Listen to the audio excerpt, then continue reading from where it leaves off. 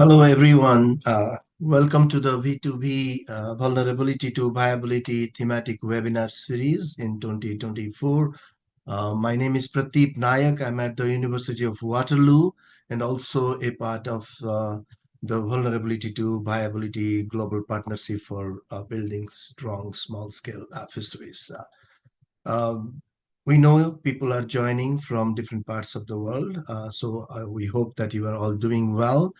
So I'll go through a few rounds of introductions first before we start to listen to our speaker of today. So just as an introduction to the Vulnerability to Viability Global Partnership, which is a transdisciplinary research, knowledge, and action network with over 100 members from Africa, Asia, Canada, and internationally.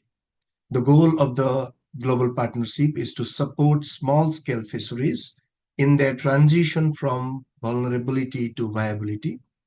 And the way we understand and work on vulnerability and viability is not just in the economic sense, but also to include all aspects of human life. That spans political, the cultural, the ecological, environmental, and all other aspects of life.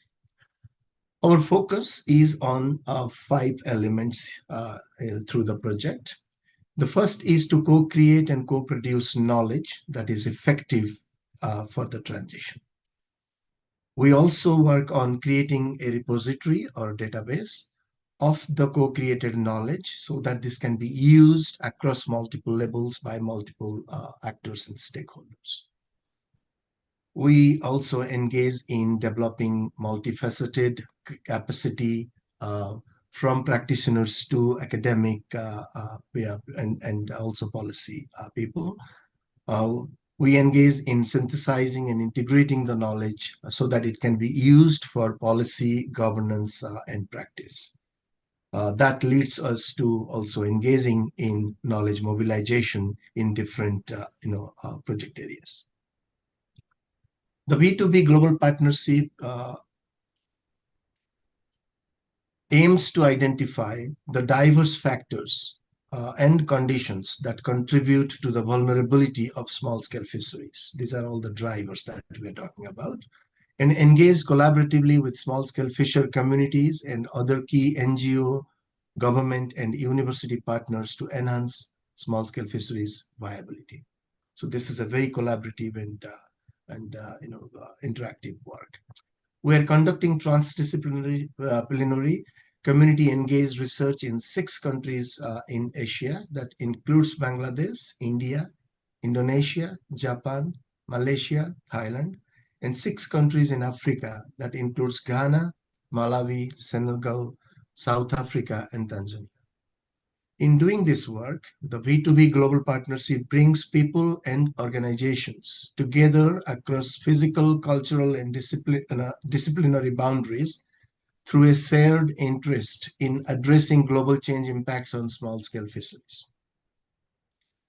The V2B thematic webinar series, for which we have gathered virtually here today, is an initiative of the V2B Global Partnership to facilitate and generate high-level discussions on vulnerability and viability themes and topics and issues within the context of small-scale fisheries. The goal is to feature academics, government representatives, practitioners, and members of the civil society who have made significant contribution to the theoretical, practical, and policy aspects of small-scale fisheries, both locally but also globally. V2B thematic webinar series takes place on the last Friday of every month, and it will continue to be so during the year 2024 and probably beyond. The series is available internationally through live streaming on YouTube, through which many of you are joining today.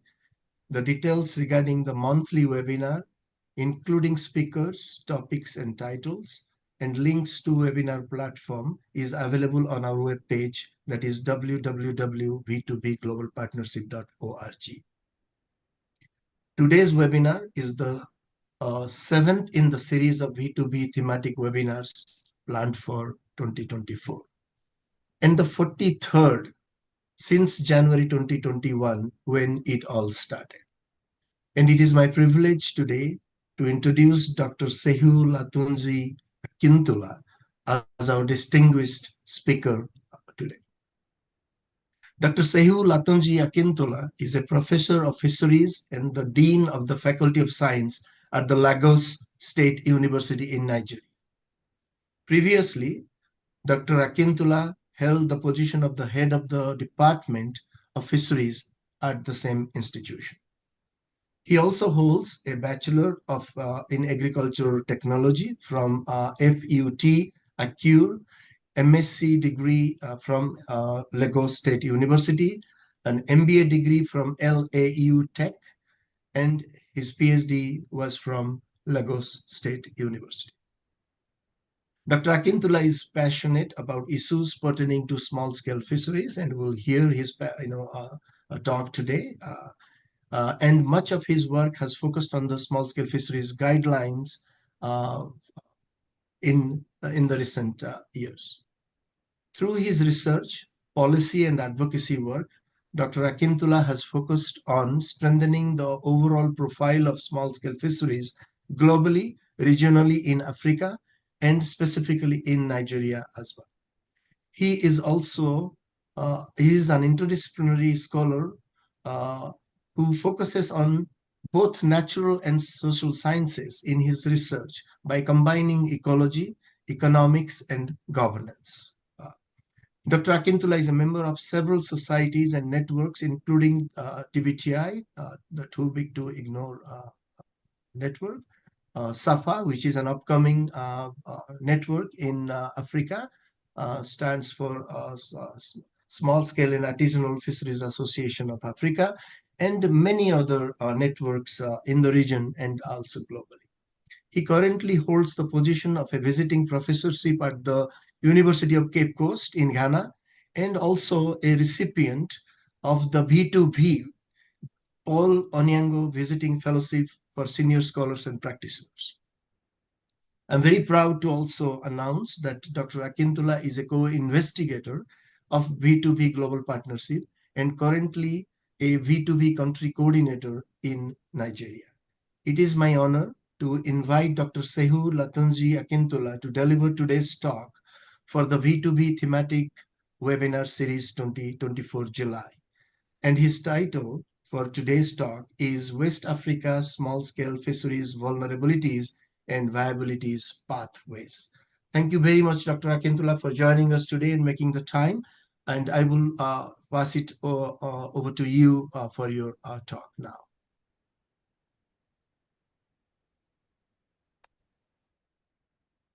Thank you, Pratip, for the generous introduction, and then also for the great work you have been doing for the community of small-scale fishers across the globe.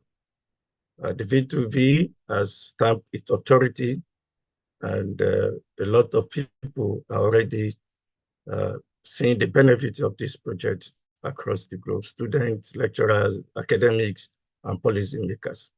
It's a pleasure to be here today, and I want to say a beautiful good afternoon from Lagos State, Nigeria, to everyone listening to me across the globe.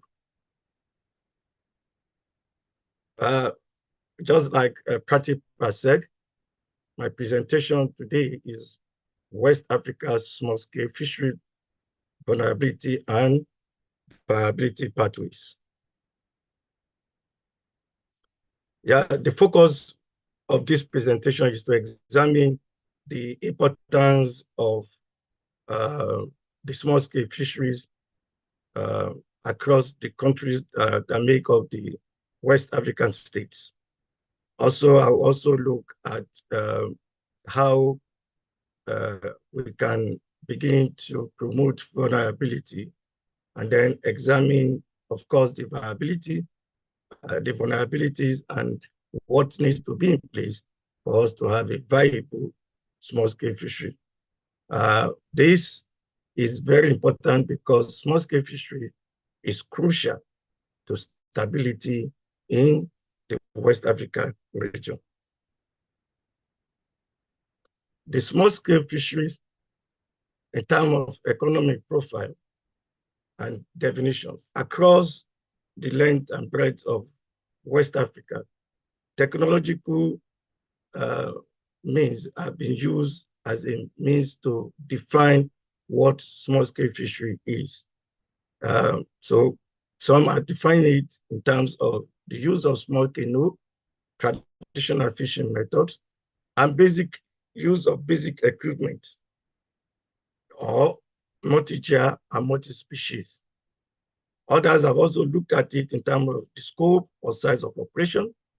They look at the number of crew members, the fishing area they covered, and the volume of catch they produce. The operations, they will be also looked at in terms of their commune from in and away from the fishing grounds. A lot of researchers have tried to put a figure as to what the number of fishers are. Now, here I try to decompose based on the populations from major countries where small-scale fisheries are very dominant. In Nigeria, for example, it said that there are about 5.8 million people who are involved directly in small-scale fishing and about 20 million people involved through the value chain. In Ghana, 2.7 million people, constituting about 10% of the country's population, are said to be engaged in small-scale fishery. In Senegal, 58,000 fishers and about 36,000 people are involved in post-harvesting activities. In Sierra Leone, 30,000 primary fishers are present, and 200,000 people are involved in the ancillary and related activity involving women and children. Liberia, there are 33,000 full-time fishers and processors. Now, here I try to look generally about where they operate and the various terms in which these occupations are referred to. It's sometimes referred to as just artisanal or just small-scale fish, or in sometimes subsistence or traditional commercial terms are used to describe the operations of the small-scale fishers. GIUs include the cast net, the gill net, and then sometimes, of course, they use chemical or explosives, which is a negative fishing means. The vessel types include the dugout canoe, the wooden, the hybrid, sometimes it could be half dugout or half land canoe. Where they fish in almost all the categories of divisions of water system. This includes the marine, the freshwater, and the brackish. In terms of trying to break down into ecosystem types, they are found in open ocean, in dams, in fishing in salt marsh, in creeks, in river, in estuaries. In terms of food security and contribution to national economy, the annual catch of small-scale fisheries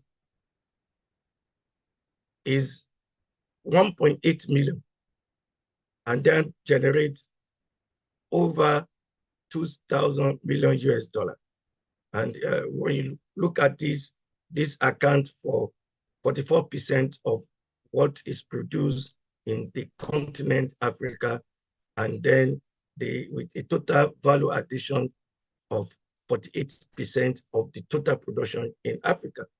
In Africa Coast, 100,000 tons are produced annually, which represents 70 to 80% of what is produced and consumed in that country, and contributes, small-scale fishery contribute 1% of the gross domestic product.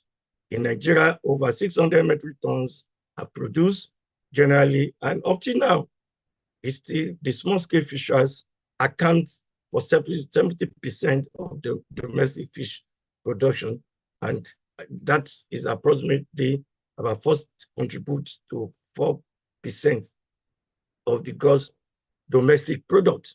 In Ghana, it is reported that on the average now, there are 201 to 250 tons of fish are produced from the small-scale fishery, which represent 80% of the total fish production in that country. And then 2.4%, they contribute to the gross domestic product. At the local levels too, the small-scale fishers are found to also pay taxes and then also contribute to various forms of development across the countries and therefore also in the sub-region. Now, with all of these contributions, the small-scale fisheries have different sources of vulnerability. Here we are looking at all whatever that impede their ability to produce maximally, to function maximally, and to also enjoy their livelihood. Some of the problems that challenges the production from the small-scale fisheries include, of course, the climate change, the piracy and illegal, unreported, and unregulated fishing, fishing operations and practices that are not sustainable, urbanization, because most of the lands have been turned into living homes, into schools, into hospitals, and the rest of them. Then we have oil and gas pollution also impacting on the small-scale fishers. Competition for space is a major problem between the small-scale fishers and, of course, the large or what you call industrial fishing activities. Then poor governance also impedes the work of small-scale fishers. The waterways are also being subjected to invasive species, and all of these would, of course, drag down the production and the practice of small-scale fisheries in different countries. So I will try to look at three of these major ones because, of course, of time. So my focus today will be on the climate change, looking at the IUU, and then also trying to examine oil and gas pollution as it affects the work of the small-scale fishers. We know that globally, the phenomenon of climate change is everywhere. Even those, if you don't believe in it, you can feel the impact. And then in the case of, from the work done by some group of scientists, it is said that once the carbon emission increases, this can impact, of course, you know, it will lead to increase in the temperature of the global mean temperature. And then from the study, they estimated that 26% of the catches from West Africa by year 2050 will be impacted. And in Nigeria, the impact of climate change will be a reduction in the 600 metric tons that is being produced by as much as 53%. Cote d'Ivoire will be about 56% reduction in catch by year 2050. And in Ghana, as much as 60,000 reduction in catch will be the result of increase in the impact of climate change. Another impact of climate change would be, of course, the sea level rise.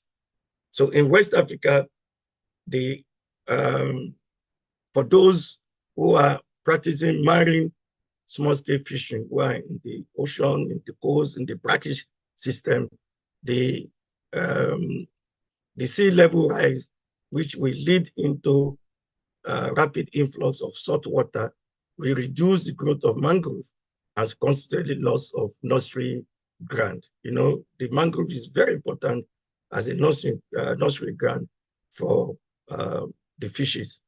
And then coastal erosion is already causing damages across African, West African states.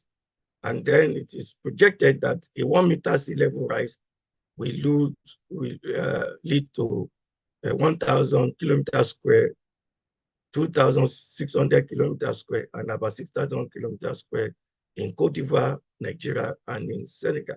This is according to the IPCC in 2007. In Benin, Ivory Coast, Senegal, and Togo, 5.3% of their GDP, translating to 3.8 billion US dollar, have been impacted, according to the World Bank. Of course, there are seasonal flooding across for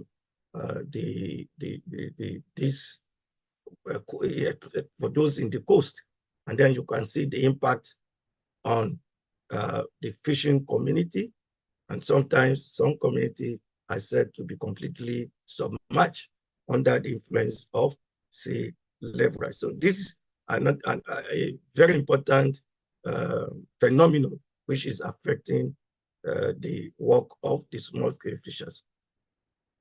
Then piracy, and then the IUU, which is a major problem in this sub-region. It is estimated that between 2.3 billion to 9.4 billion US dollar are being lost to illegal fishing by fleets operating in West African countries. Then the impact of IUU in terms of vulnerability of the fishers include sometimes forcing them, because of their operation, into the coast or into the creeks, has ensured that the fishers have to go deeper into the ocean, and this has also affected the size of the canoe, as we will get to know, or as we are aware of, leading to loss of income. And then the fishers claim that when they get in contact with the IUU fishers, there's usually attack, which may lead to their deaths. So fishers who are not able to withstand this kind of negative impact have sometimes also felt, well, they either move away from fishing operation entirely or join the bandwagon of piracy. And this is why the region security is very important. If we continuously expose the small-scale fishers then to the negative impact of IUU, then piracy will continue to increase, and then the security of that region is compromised. The risk index of the countries in Africa, especially the top 6, Gambia, Guinea, Guinea-Bissau, Mauritania, Senegal, and Sierra Leone, where it's said that they have a very huge presence of this illegal fishing, has not been too good. From between 2019, 2020, up to 2023, we averaged 2.5. For the risk index, the best one is when you're on 1.0. You see that for the states in West Africa is just on the average, which means IUU is still very strong in this region. Then oil and gas pollution, Nigeria, Ghana, Cameroon, Cote d'Ivoire, and Niger contribute about 1.8 billion barrels per day to the global system. And then in Nigeria, which is by far the largest producer of oil and gas in the sub-region, and a major player in the continent, and then even globally, the oil and gas remain the basis of their the export received and foreign exchange earning. And of course, it contributes to 80% of the budget. Now, the implication of this on the small-scale fishing operations or fishing community is that there is incident of gas flaring, oil spillage, and oil vandalization, which invariably impacts the fishers, the fish, and the fishery negatively. The case of the Niger Delta is an example in Nigeria. The fish nursery grounds in the coastal water then are contaminated through this gas flaring, oil spillage, and oil pipe and vandalization. There's the common case of the Bonga oil field spill, which resulted in about 185-kilometer spillage along the Nigerian coast. It took 9 months to clean this up. And then, of course, during the period, the fishers have no alternative, like they are not allowed to be able to go doing their basic business of fishing and providing fish for all of us. Now, the impact of this is that many of the time, the fishers are either not compensated at all for their losses, or they are compensated in a measure that is far below what they are entitled to.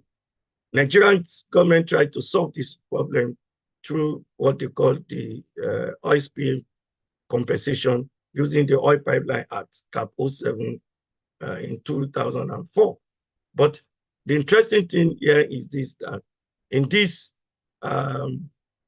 act, there was no word fishing or fishery or fish. Instead, it's crop. And the implication of this is that when the fishers are to seek for compensation, there are no backing instrument to ensure that they get their due. And then they have to say,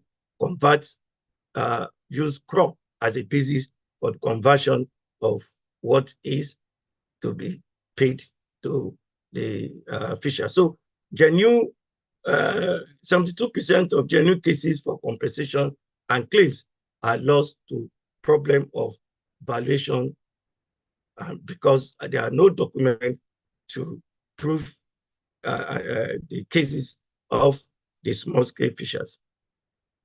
So, so what are the ways to, of course, in other ways too, like I said the other time, poor governance, and then also the issue of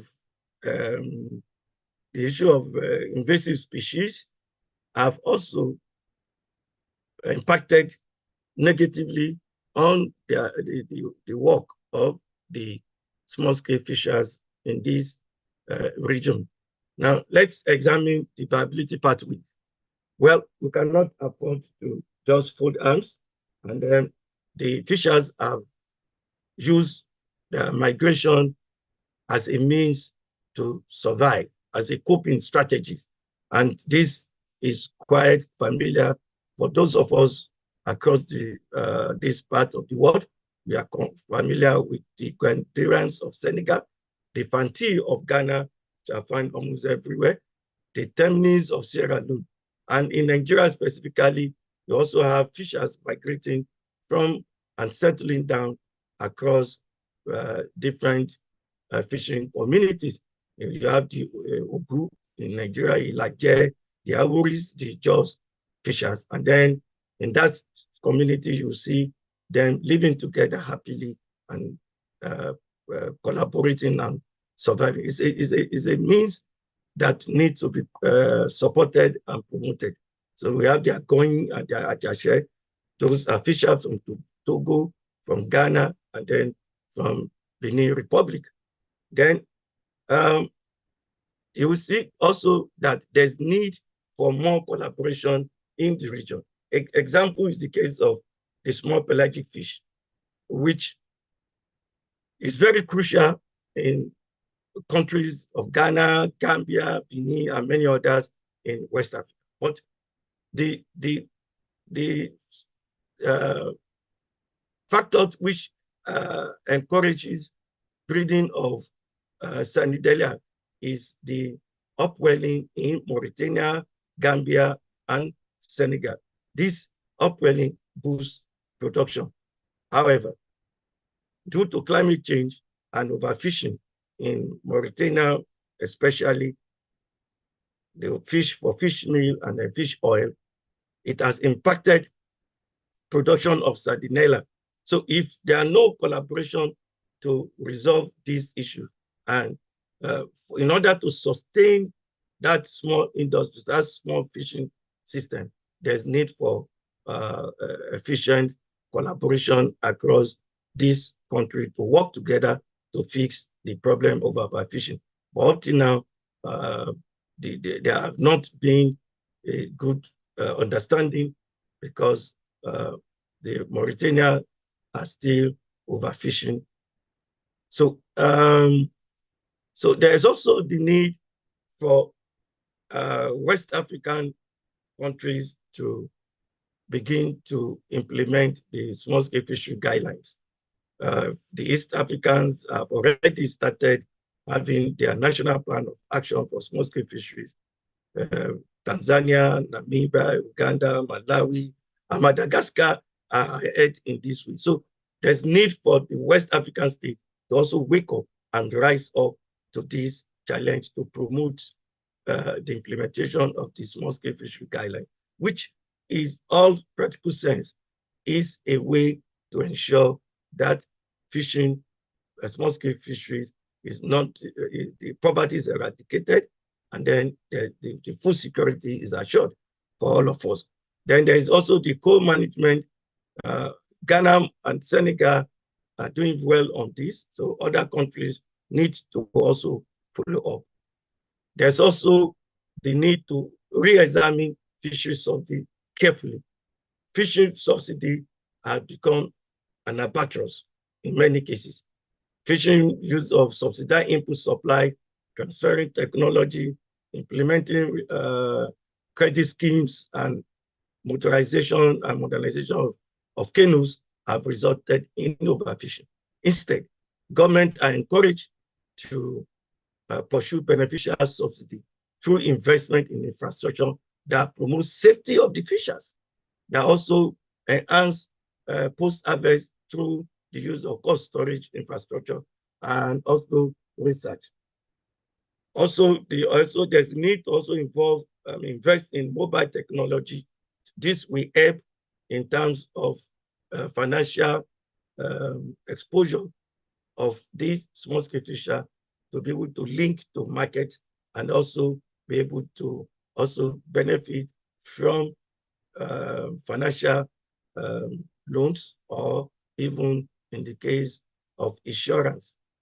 So African states also must need to begin to look at some of existing international trade agreement and also treaties that do not reflect the need of small-scale fishing community. They need to work on some of these treaties are not beneficial to the small-scale fishing community. Also, states should promote the principle of subsidiarity. Yes, this is very important because fishing, small-scale fishing do not happen in urban area. In most cases, they happen in the small community, in the rural community. So therefore, there's need to ensure that they own the fishers owns what they produce. They also see that they are part of the resources, and then they can also be, and then the benefit of this is that when we promote subsidiarity, the fishers can also continue to contribute their quota and then ensure that the community develops. So also encourage that we should promote collaboration with development agencies towards ensuring that they also help. In the case of coastal erosion, the World Bank West Africa Coastal Area Management Program, WACA, is a very good one, which is aimed at ensuring that there's no loss of the coastal system, and then which of course we have said it has impact on mangroves and the rest of things. So finally, I wish to conclude that that small-scale fishery will continue to be very significant in the socio-economic development of the West African region because of the amount of number of people that are involved in small-scale fisheries.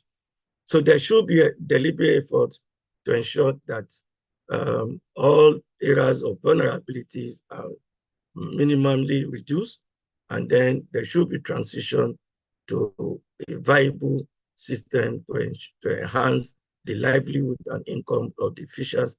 And also, it's also important to say that the small-scale fisheries are crucial in maintaining the security of the region. For the sheer size of the number of the fishers, everybody needs to pay attention to their concern, their livelihood, and the safety of their operation.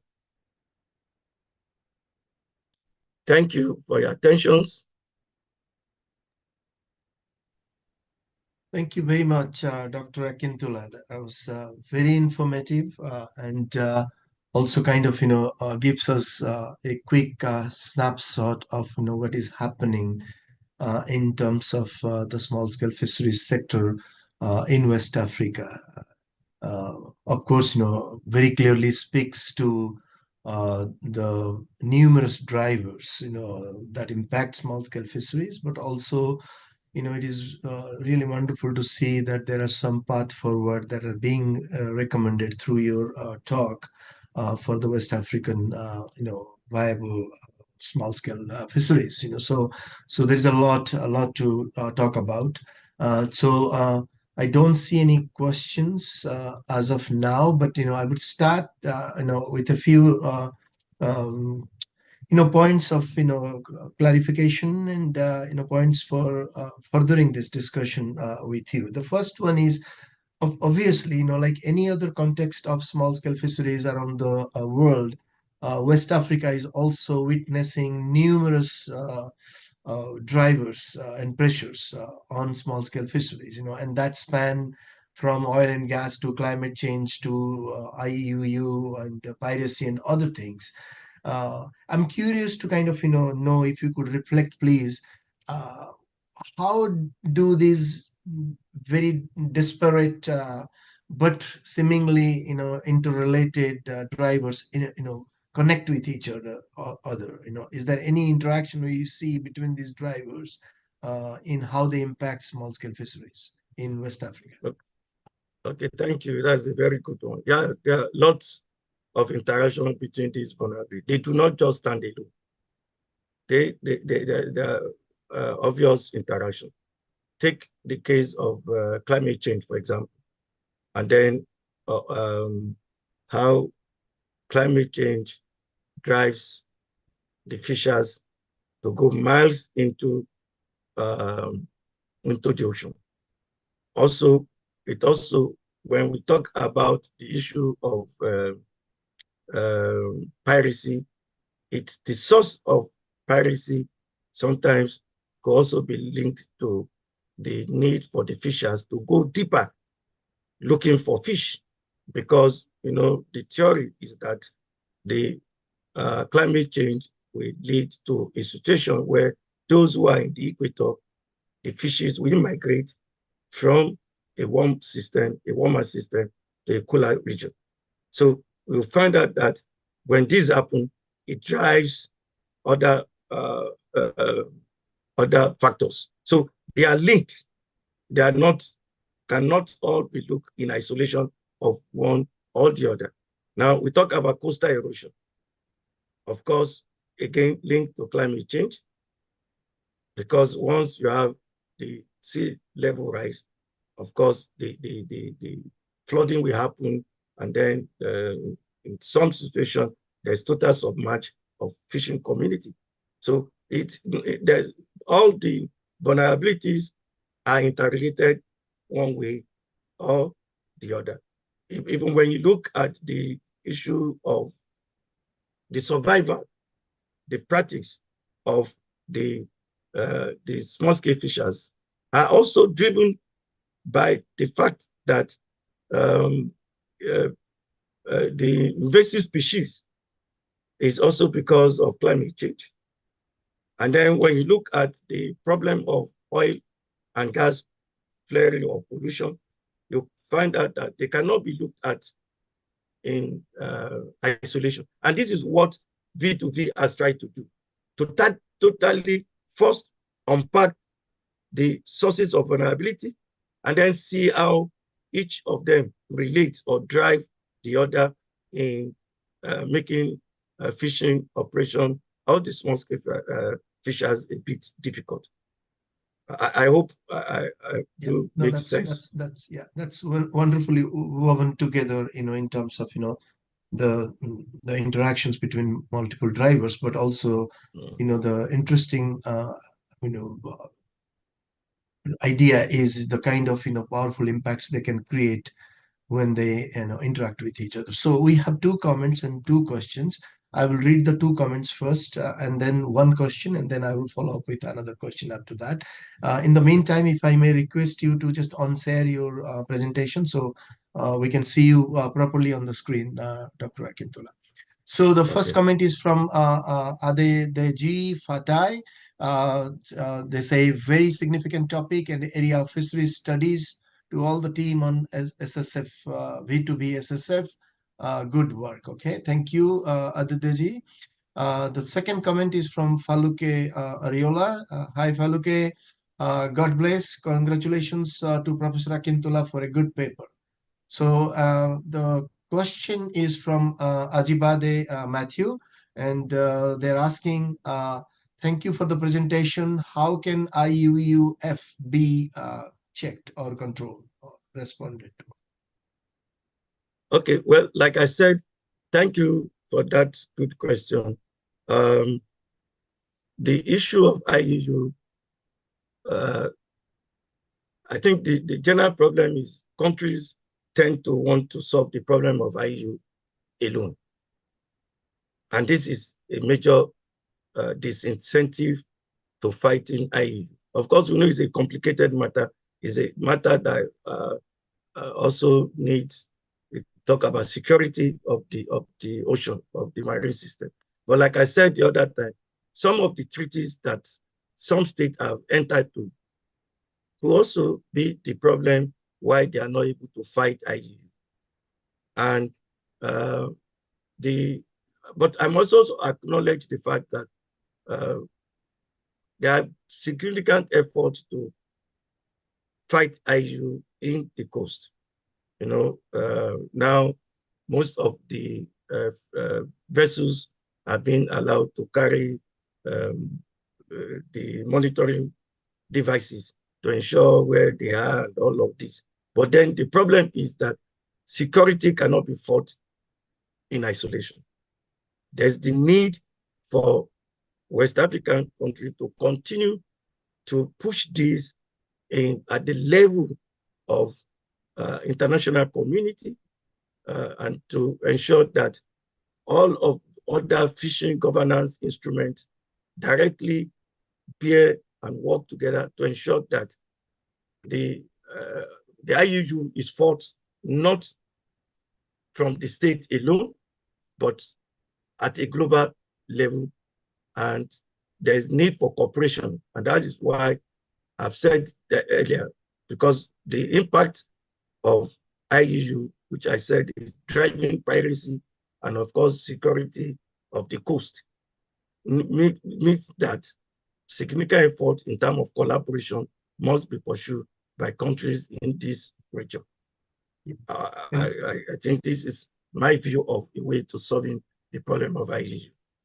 Yeah, and that is probably one of the reasons why your first recommendation speaks to the need for promoting regional cooperation and coordination, because Yeah. otherwise, you know, if you don't have that cooperation and working together, then and critical issue like IUU would probably not be properly addressed. So I would go to the next question, which is from Dr. Derek Armitage from University of Waterloo. And Derek writes, "Thank you, Shehu, a really helpful and informative synthesis of West Africa fisheries vulnerabilities like IUU and climate change and then transition pathways.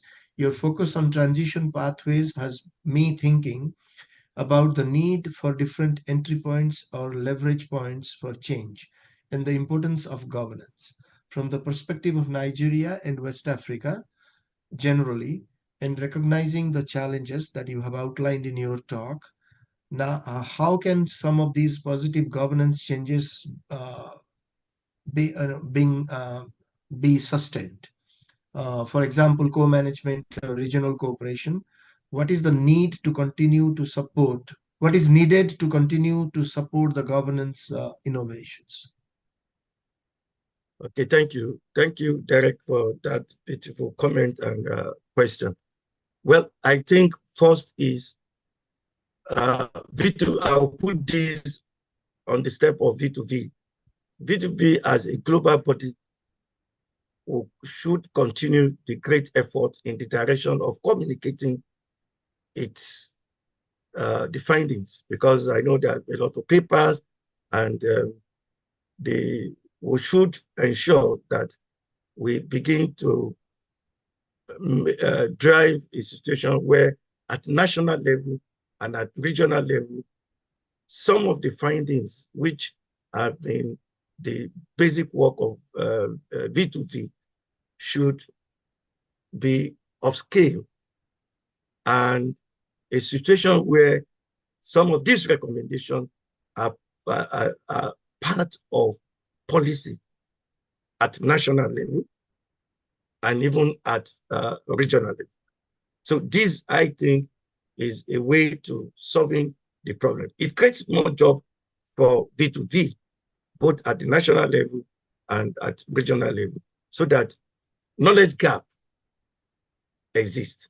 And the only way to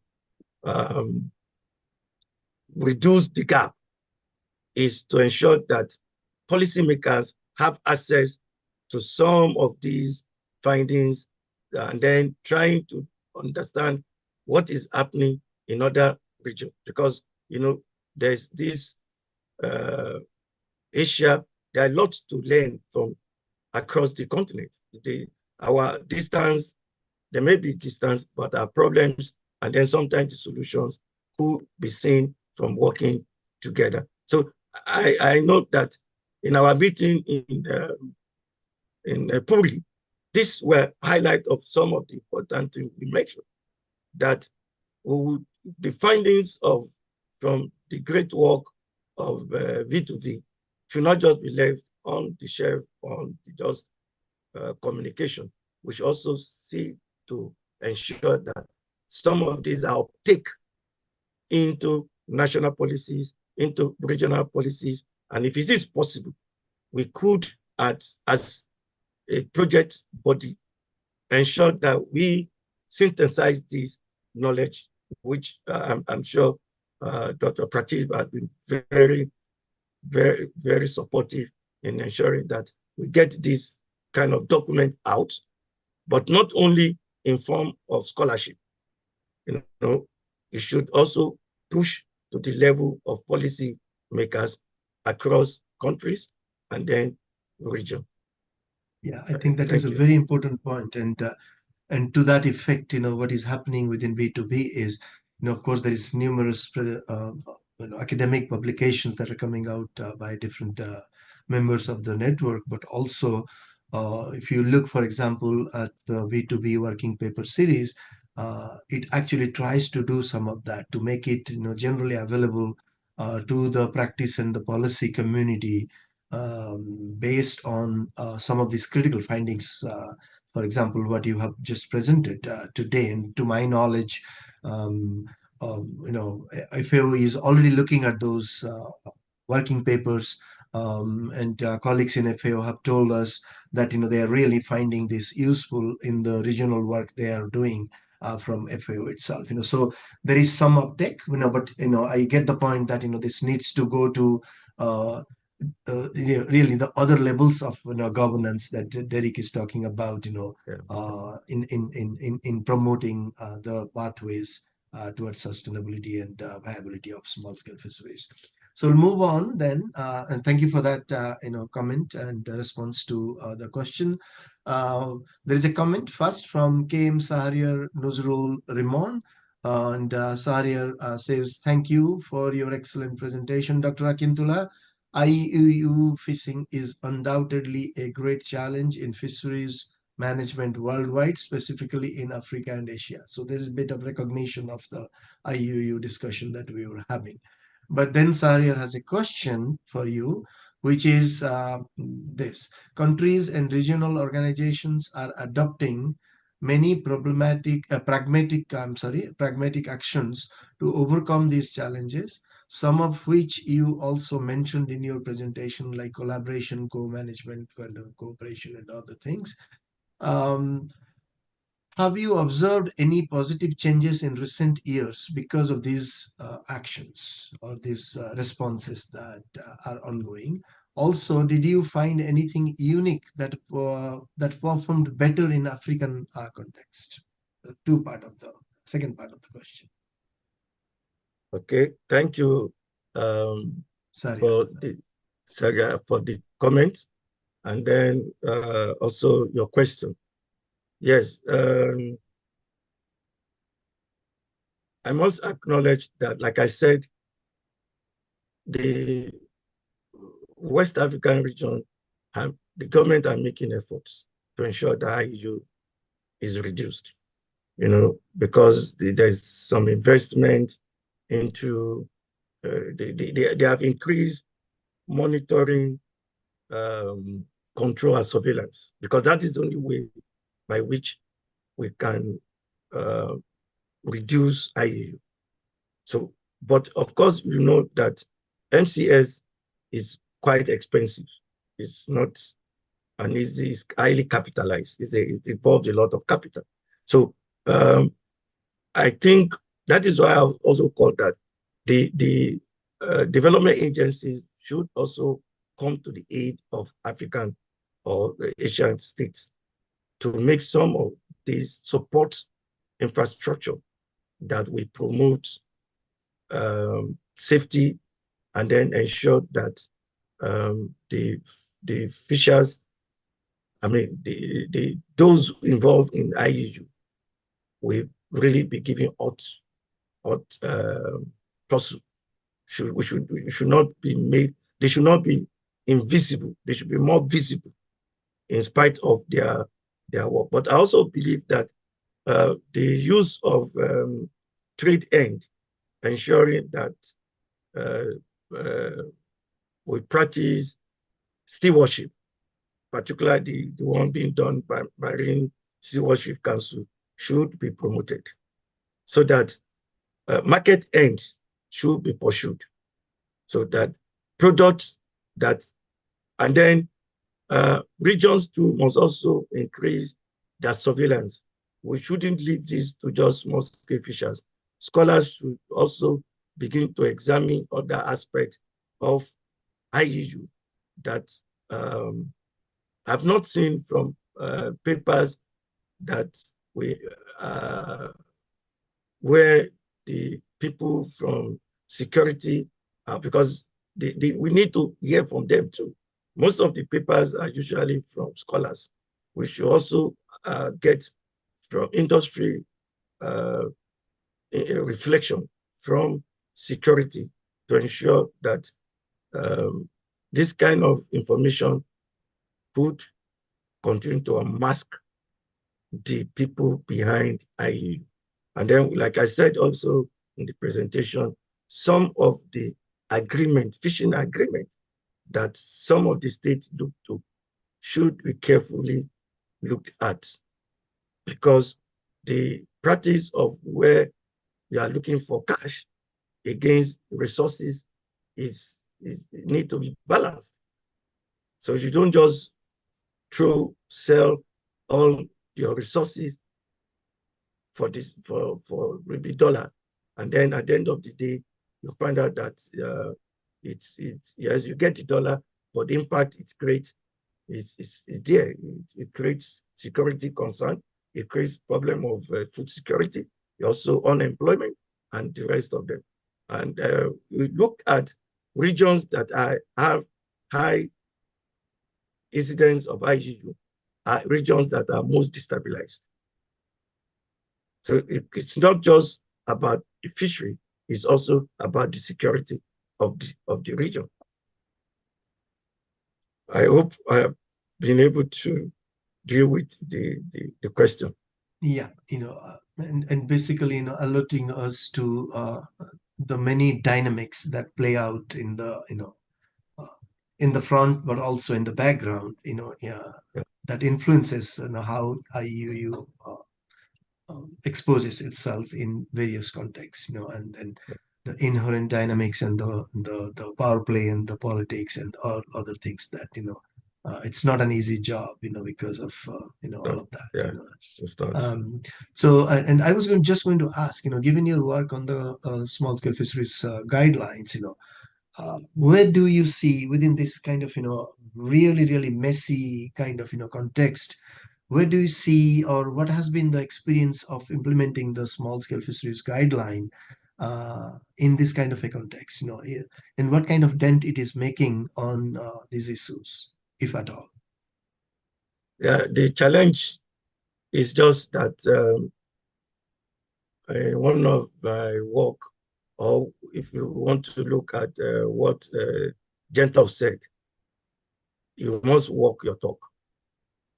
It's easy, African states easily signs some of these agreements or these guidelines without resolve to implementing them. But it's possible. Tanzania, Uganda, Malawi have set up their national plan committee, and they are determined to do it.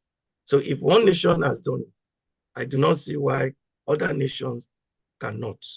But I want to call on the players in the ECOWAS states, that's the regional body here, that they also need to begin to support the implementation as part of their plan, fishery plan of action. They need to put strong mechanism in place and also prioritize the implementation of this guideline. The challenge has been the lackadaisical attitude about putting this in place. Now, I agree that sometimes issues of finance can come to in that, but if there is will, there's always a way. So yeah, we need to, the East Africans are doing well.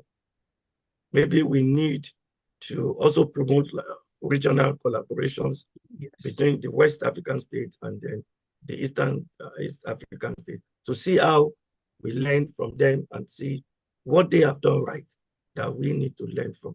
So yes, I think that's an important message actually, that we can learn so much from these experiences, and then the sharp distinction between the East Africa and the West Africa that you have just drawn provides that opportunity for some, one part of the region to learn from the experiences and the responses they have made. So that is wonderful, and that leads to more cooperation and collaboration and at the regional scale itself. So the next question is actually about that particular aspect of the discussion, which is from Akinkunmi Ozo.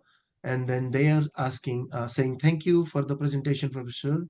Can you share successful case studies where small-scale fisheries have transitioned from vulnerability to viability in Nigeria? Do you have a case study? I know, vulnerability to viability is not an absolute, thing, so that you can achieve or don't achieve. It's a process. We know all of this. We have been talking about it. But any reflection about examples of success in terms of B2B transition?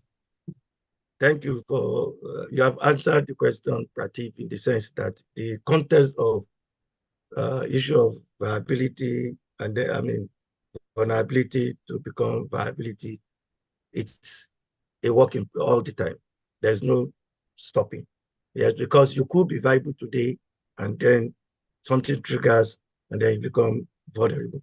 But in Nigeria, there are still some level of effort to ensure that the fishes are vulnerable. And I tell you, this is a determination from the fishers. Fishers are very crucial in ensuring vulnerability to the transition to viability, at least in their own way.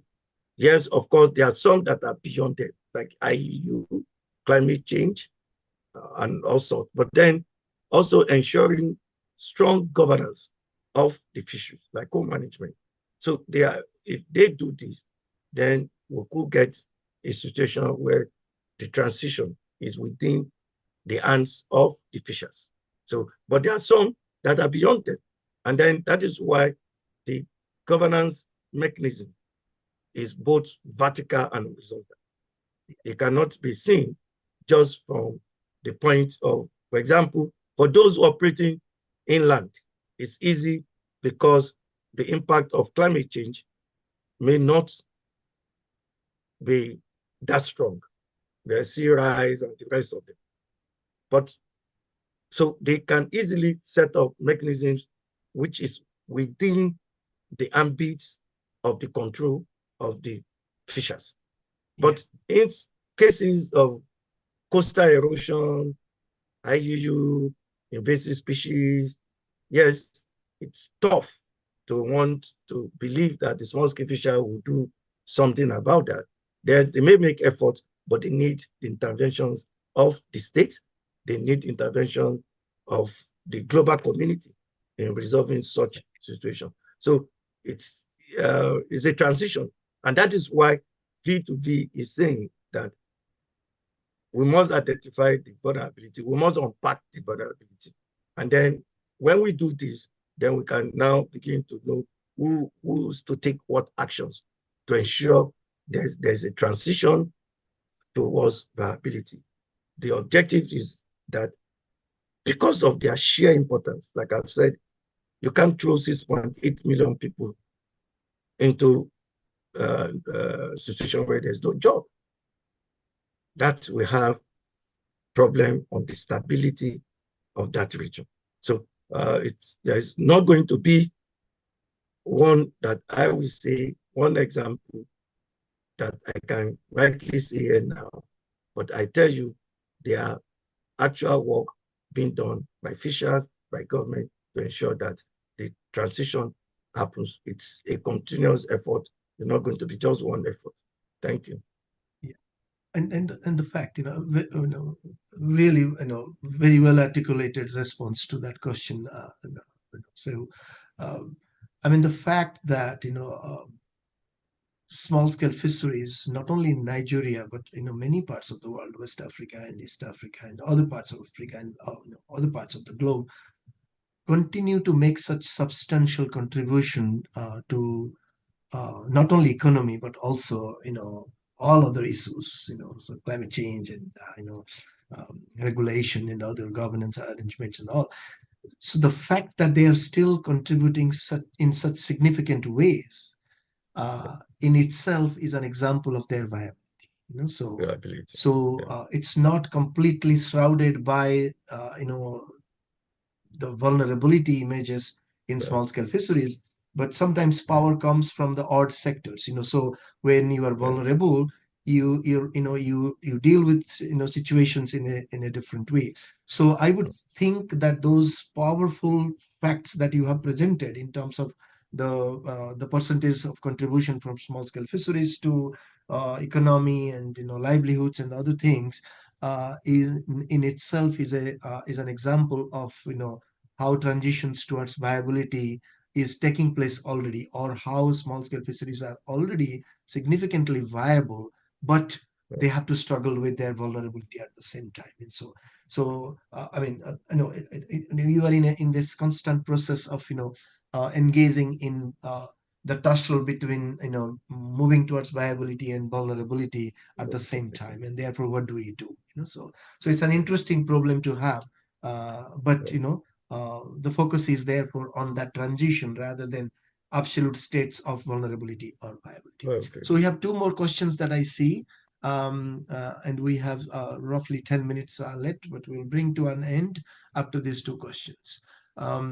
So this next question is from Situ Usman Akure, and Situ is saying thank you for the very informative and insightful presentation, sir.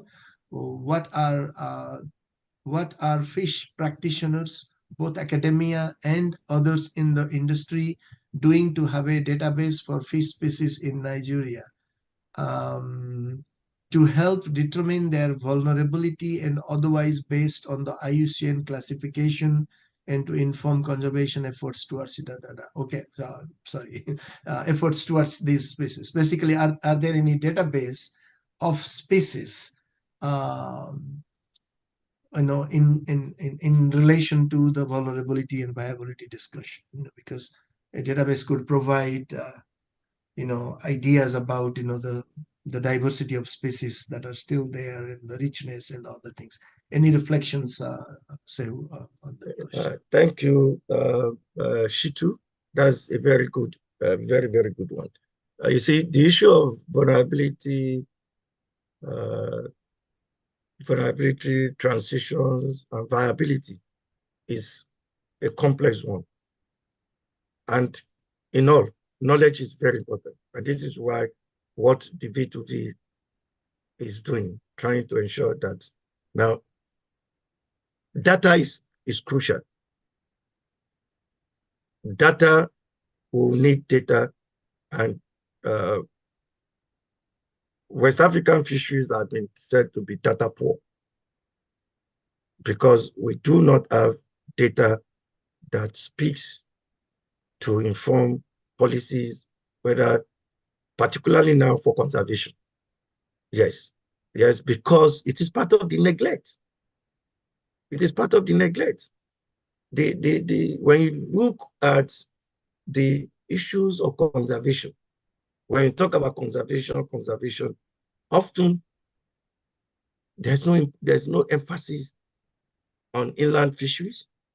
There's no emphasis even on coastal fisheries. So we do not have that in Nigeria that I know that we can point out to say, okay, these are the database to look at the species in terms of their status. Of course, when you look at these sites, even the global instrument, when you even examine the global instrument for protection and management of or conservation of these species, often small-scale fisheries are not mentioned. They are often not mentioned. The tendency is to look at marine part, the ocean part, the sea part, but the small-scale fisheries are very crucial because by nature, fish, just like the fishers, I pointed out that migration has helped the small-scale fisher to survive vulnerabilities. Fisheries by nature to also migrate as part of coping strategies of their own existence. So there's need to keep a tab on what happens in the coast, what happens in the estuaries. We have said the mangroves are already being wiped off. We also, even in the inland fisheries. So, but what happens in terms of conserving these have been neglected. And it is important, and that question is very crucial, that as part of the talk on vulnerability is also the need to ensure that we keep a tab on the conservation. the ecological part of the vulnerability, which is being able to keep a database of the fishes that we have. But the whole problem is because of the poor investment. And this is why I said the government in Nigeria, the government in West Africa should stop direct funding or that will lead to overcapitalization. There are areas that they can invest into. One of such areas is the area of data management. We need to have data status of the fishes in order to plan for them, in order to manage them. But when you don't have data, then you are like blinking in the dark. Nobody's seeing you, and perhaps you are seeing nobody. So it's a very important thing that has been regulated. There's need to drive to ensure that the work of small-scale fishers are kept by ensuring that there's a database. I agree that we drive conservation efforts. We must know the status of the species. There are some of them that could have been totally wiped off that we are not aware of.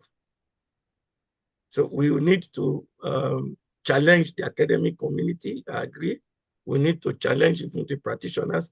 And then we also need to challenge the development agencies to help the African states get right their data, manage their data, and be able to put in place conservation measures. But all said and done, like I said, and like Pratik, you have also reiterated here, the work of the fishers is enormous in keeping us alive. They are making effort. They try to protect what they have. They have their resources, and they are making effort. And that is why we should support the effort and ensure that where they are not able to, then we are able to step in. Yeah, and the importance that even if you want a database on species, you need to maintain a robust database on the other things that are related to the fish, like the habitat. You mentioned mangroves, so a more comprehensive database would mean that it's not only the species, but everything else that influences the species as well. I think FAO has some really good database, the fish base and others, so that has regional fish species data. But also there are numerous databases by international organizations on fish habitat and other things, so like blue carbon in mangroves. And congratulations everyone, today is the International Day for Mangroves and World Mangroves Day. So, so there is a lot of that. We need to think in terms of this comprehensive and more, connected way of looking at species and habitats and other things. And therefore, a more integrated kind of database rather than just focusing on species or habitat or something else. So I think we are at time. So I'll bring this to an end with a huge thank yous to Dr. Shehu Akintola. Wonderful talk, very informative, as somebody already has said from the audience, but also leaves us with a plethora of ideas to continue discussions into the future. And I'm sure we are going to continue that discussion beyond this platform. So thank you very much. And thank you to everyone that joined today and asked really good questions and make contributions to a fruitful discussion on the important topic of B2B transitions in West Africa. And I invite all of you to the next month B2B thematic webinar, which will take place on the last Friday, as I already mentioned, which happens to be on the 30th of August. We will announce the speaker and the topic in a few weeks' time. But we look forward to seeing you all again next month on 30th of August. So thank you to everyone once again, and have a good day. Thank you. Bye-bye. Thank you. Bye.